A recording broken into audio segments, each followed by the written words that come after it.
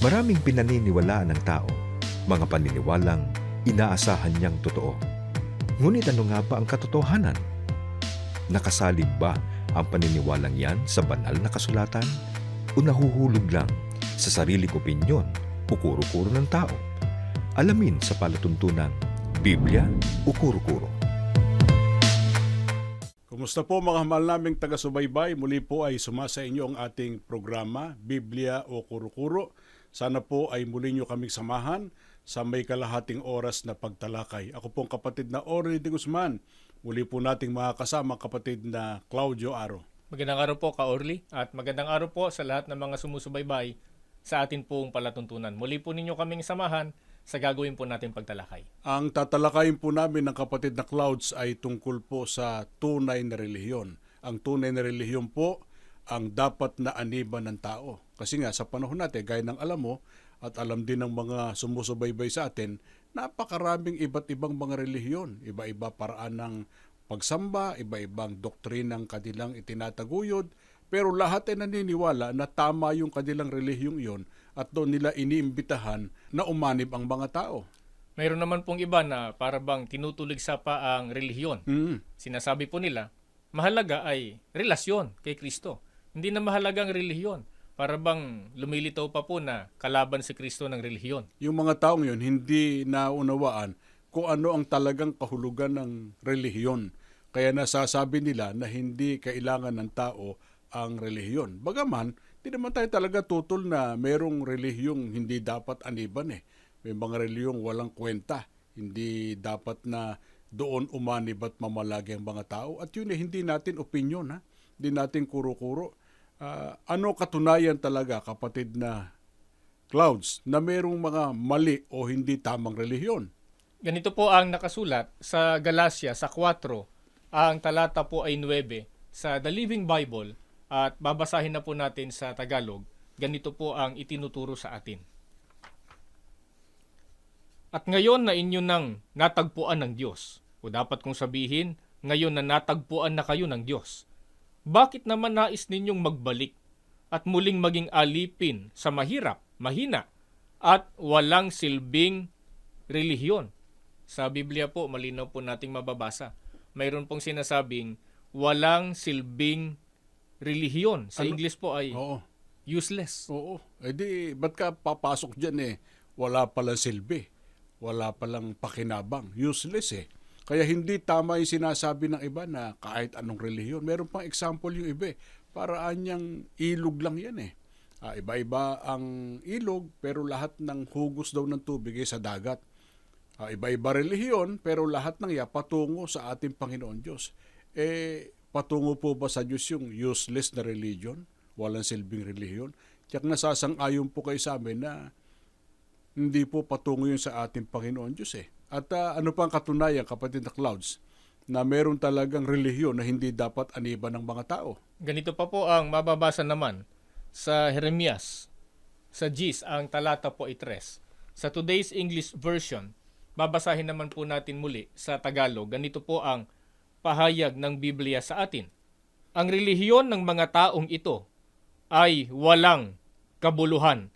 So hindi lamang po pala walang silbi, useless religion, may binabanggit sa Biblia, kundi pati yung walang kabuluhan o worthless religion. At naniniwala po tayo. Kayo mga taga-subaybay po namin, nais nyo bang mapabilang sa tinatawag ng Biblia na useless or worthless religion? Teka, baka sabihin iba, sabi na nga ba tama kami eh, na hindi kailangan ang relihiyon kasi merong mga relihiyon useless at meron ding relihiyon worthless. Di hindi kailangan ng relihiyon. Baka yun ang kanilang maging konklusyon.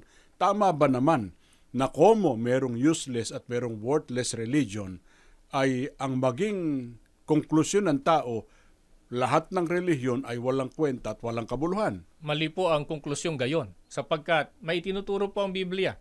Sa unang Timoteo, sa 6, ang talata po ay 6, pakinggan po ninyong mabuti ang sinasabi po ng Biblia sa atin.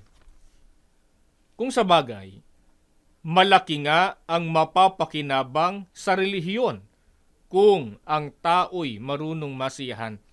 Kung mayroon pong walang silbi at walang kabuluhang relihiyon, Ka-Orly, na binabanggit po ang Biblia, mayroon namang makabuluhang relihiyon na malaki po ang mapapakinabang ng tao. Kaya mali yung isipan ng iba na walang kwenta lahat ng relihiyon. Pero talagang walang kwenta, yung walang silbi, useless, worthless. Pero meron diyang relihiyon na sinasabi ang Biblia na merong malaking mapapakinabang ang tao. Kaya pag mamimili ang tao ng relihiyon, yun ang piliin niya.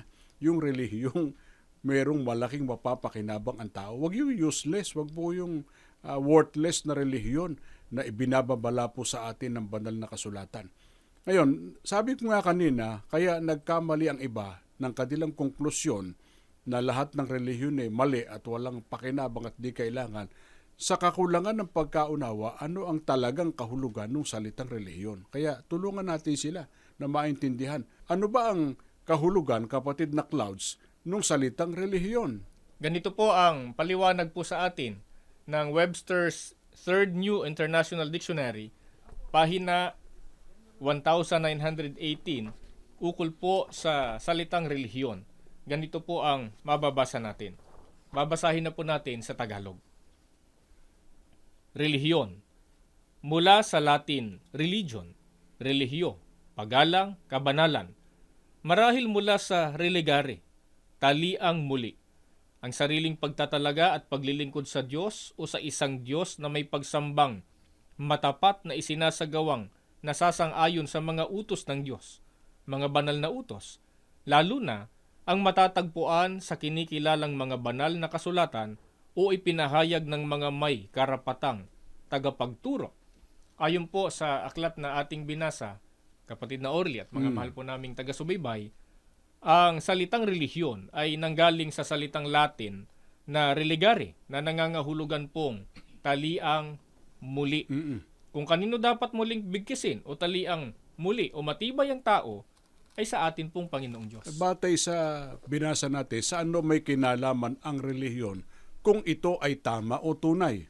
May kinalaman po ito sa pagsamba o paglilingkod po sa atin pong Panginoong Diyos. Pagbabalik ng tao sa Diyos. Kaya diyan sa binasa mo ito, tie back o taliang muli.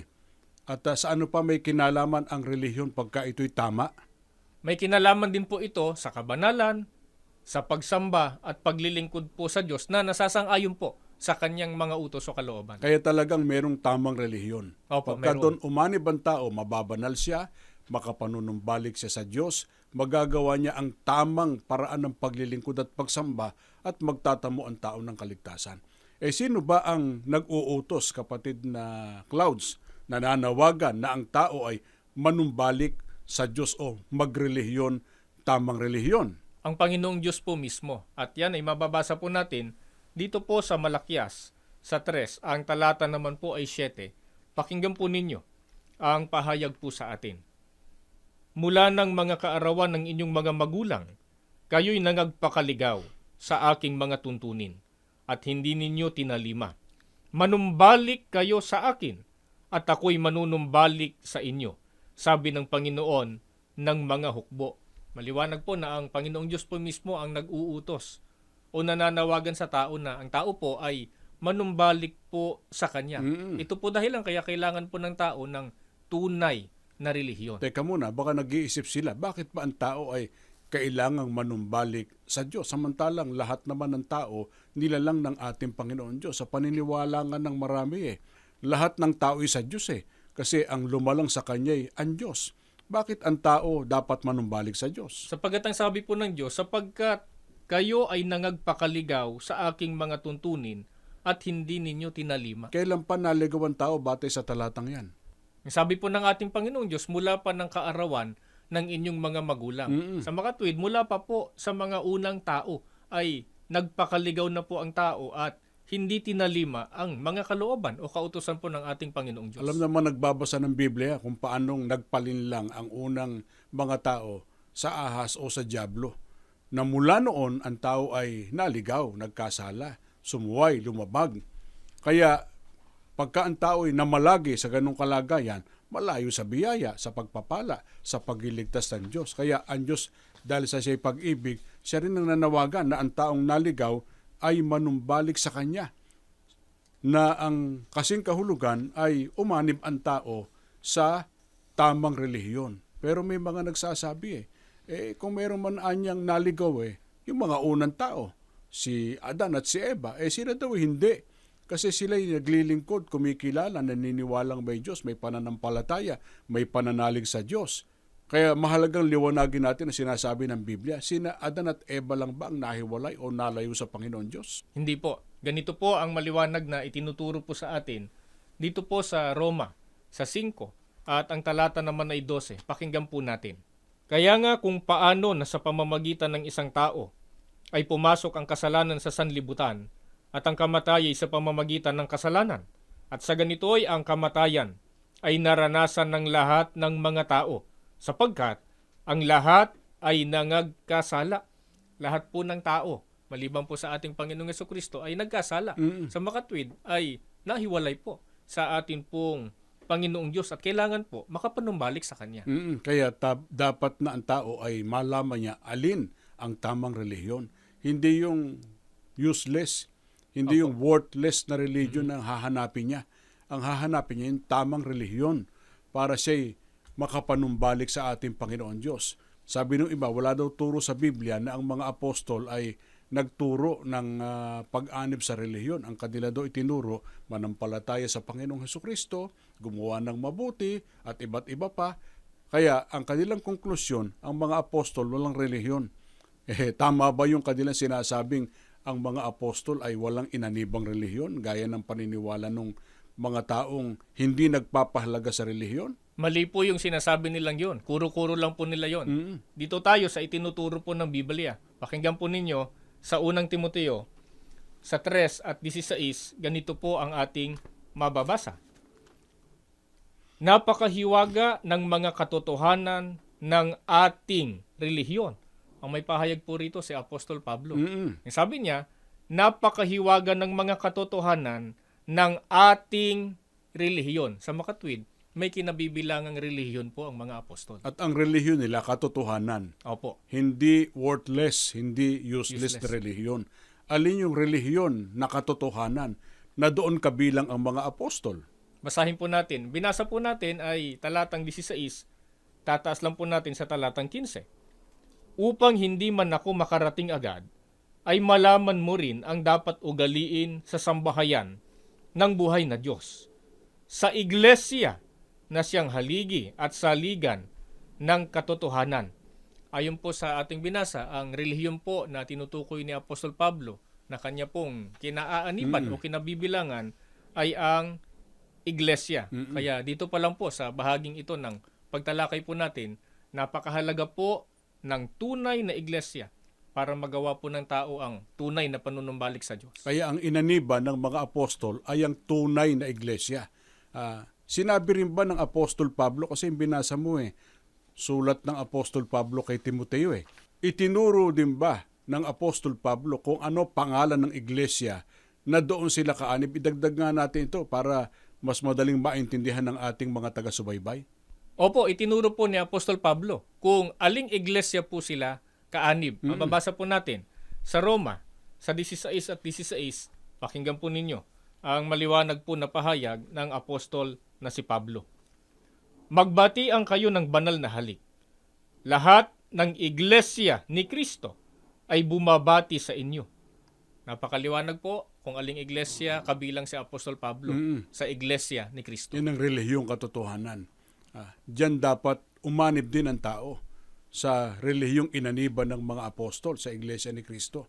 Kaya kung meron mang, ulitin natin, kung meron mang useless, walang pakinabang, walang silbing relihiyon, worthless, walang mapapakinabang na relihiyon, merong mahalaga na relihiyon. Yung inaniban po ng mga apostol, ang pangalan po ipinakilala sa atin ng Biblia. Ito ay ang Iglesia ni Kristo. Nakapagtataka ba kung sa panahon natin, kapatid na Clouds, may mga taong naninira sa relihiyon, sinisiraan ng relihiyon, nagsasalita ng masama laban sa relihiyon, wala raw kwenta, wala raw halaga, hindi raw kailangan ang lahat ng relihiyon? Hindi po katakata kayo, kapatid na Orly, sapagkat noon pa man, sa panahon pa man ng mga apostol, mayroon ng mga taong ganoon. Pakinggan po ninyo. Babasahin po natin ang nakatala dito po sa Gawa 19.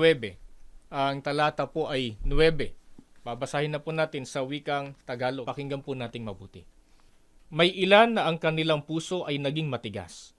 Hindi nila inilagay ang kanilang pagtitiwala kay Kristo.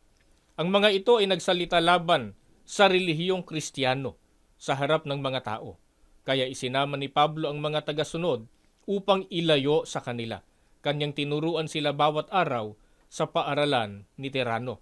Malinaw po sa ating binasa na noon pa mang panahon ng mga apostol, mayroon na pong nagsasalita ng masama laban sa tunay na relihiyon. Ang sabi nga po sa Biblia, ang mga ito ay nagsalita laban sa relihiyong Kristiyano sa harap ng mga tao. Yung mga nagsasabing di kailangan ng relihiyon, ang kanilang sinasabi, sumasampalataya na raw sila, nagtitiwala na raw sila sa Panginoong Hesukristo.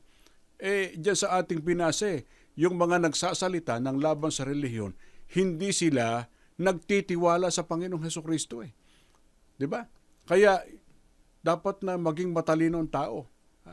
Baka ang ipinopront, pagtitiwala sa Panginoong Hesukristo, pananampalataya, tapos ang itinuturo, pag naniwala ka, hindi ka totoong nagtitiwala sa Panginoong Hesukristo pag naniwala ka sa kanila.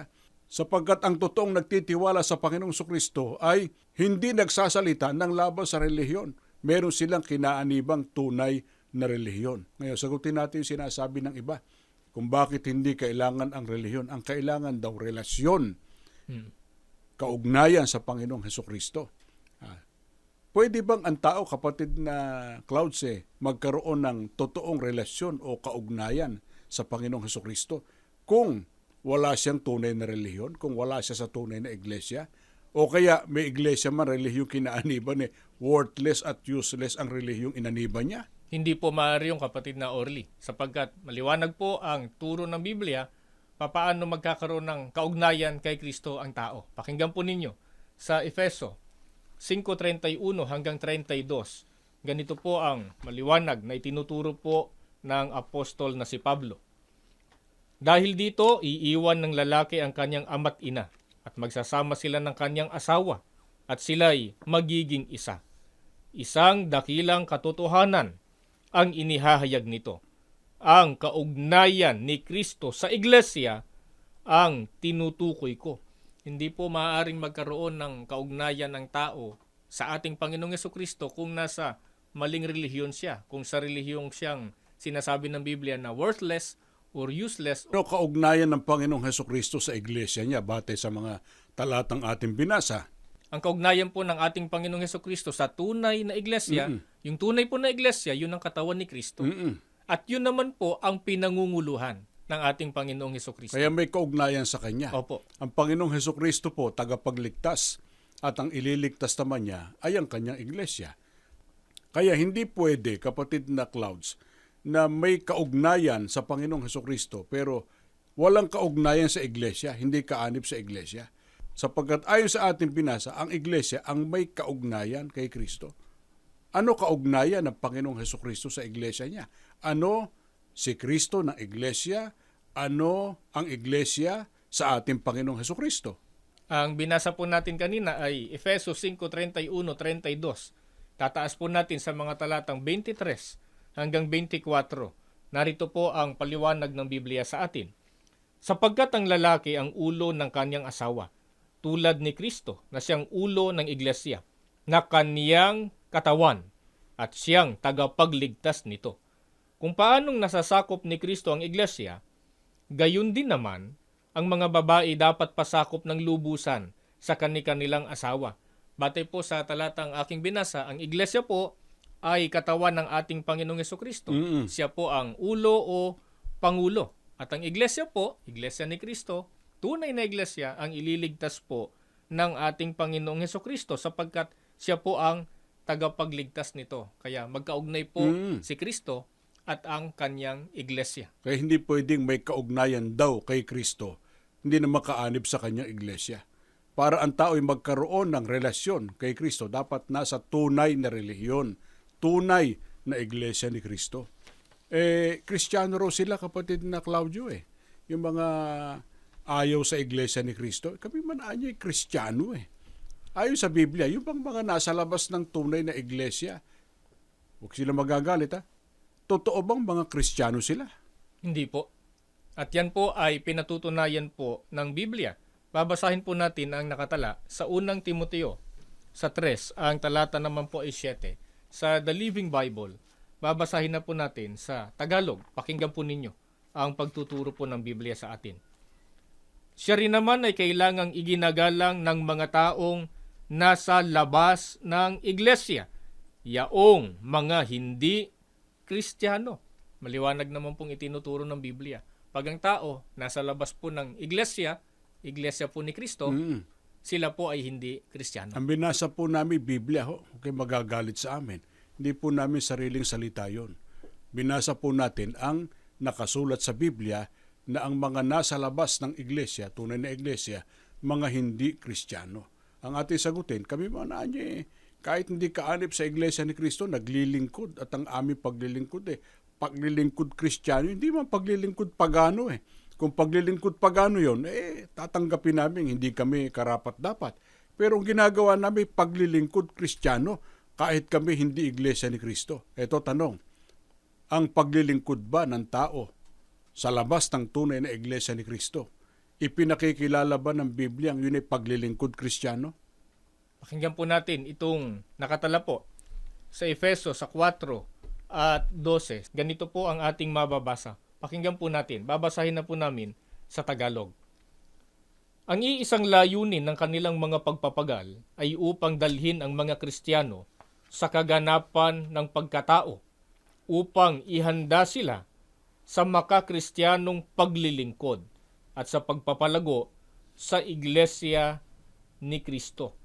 Ang mga tunay na Kristiyano po ay talagang nasa loob po ng iglesia ni Kristo o kaanib sa iglesia. Kaya kahit sabihin pa po ng tao, naniniwala sila at mahalagang relihiyon, kumikilala sila di umano sa Diyos, sa atin pong Panginoong Jesucristo, pero hindi naman po sila kaanib. Wala sila sa loob ng tunay na iglesia ni Kristo, ay hindi pa rin po sila kabilang talaga sa tunay na Kristiyano na sinasabi ng Biblia. Maaaring meron silang sinasabing paglilingkod, may ginagawang paglilingkod.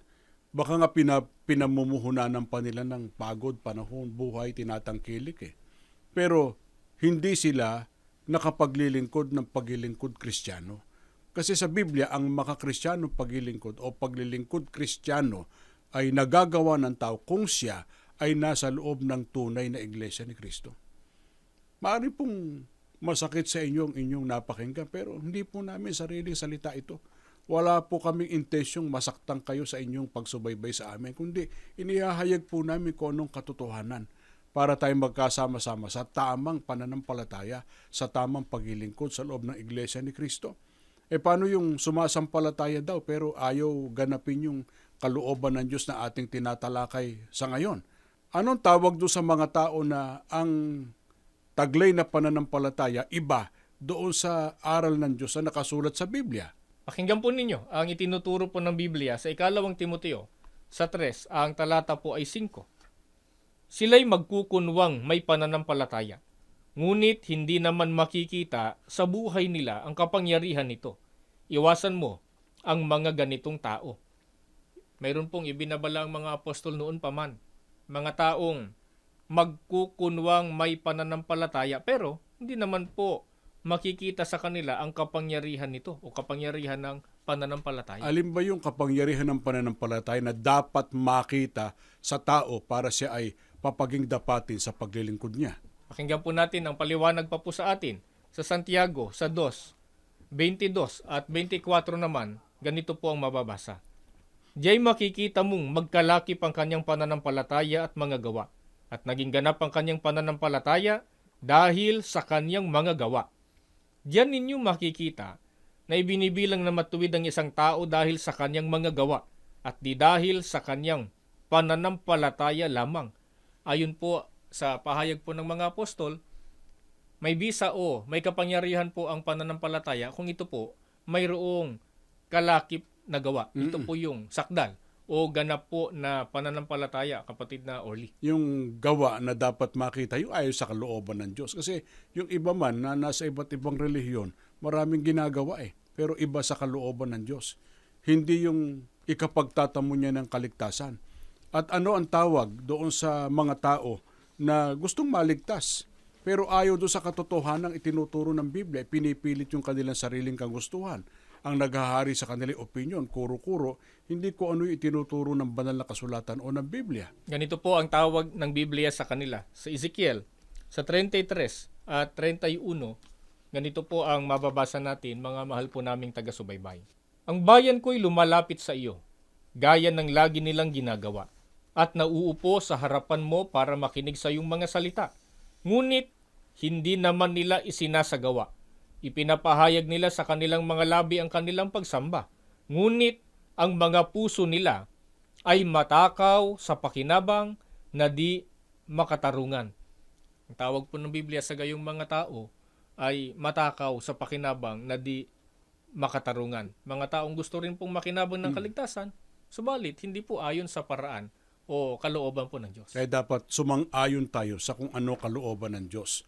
Yun ang ating sundin. Itabi po natin yung ating opinion, yung ating kuro-kuro, yung tradisyon, yung minanang paniniwala, yung sinasabi ng iba na iba naman sa sinasabi ng Biblia. Tabi po natin yun.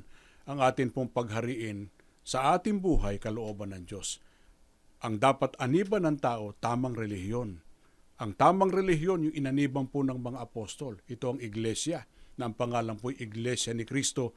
Dito po tayo dapat magkasama-sama na maging kaanib. Dito po namin kayo hinihikayat na makasama. Hangad po namin magkasama-sama tayo sa matuwid na paraan ng paglilingkod sa Panginoon Diyos sa loob ng Iglesia ni Cristo sa ikababanal po natin at ikapagtatamo ng kaligtasan. Salamat po ng marami sa inyong pagsubaybay. Sana po hindi kami nakasakit ng inyong kalooban. Sana ay naunawaan nyo anong aming layunin. Higit sa lahat ay naunawaan nyo kung ano po ang kalooban ng ating Panginoon Diyos. Samahan nyo po kami sa pananalangin. Ama na aming Diyos, maraming salamat po sa iyo. Amen. Muli mo pong niloob na makasangkapan ng palatuntunang ito para maihayag po ang iyong mga katotohanan Amen. na dapat po malaman ng lahat, masampalatayanan at maisagawa Opo. para po sa ikapagiging dapat namin sa iyo Opo. at sa ikapagtatamo ng kaligtasan. Amen.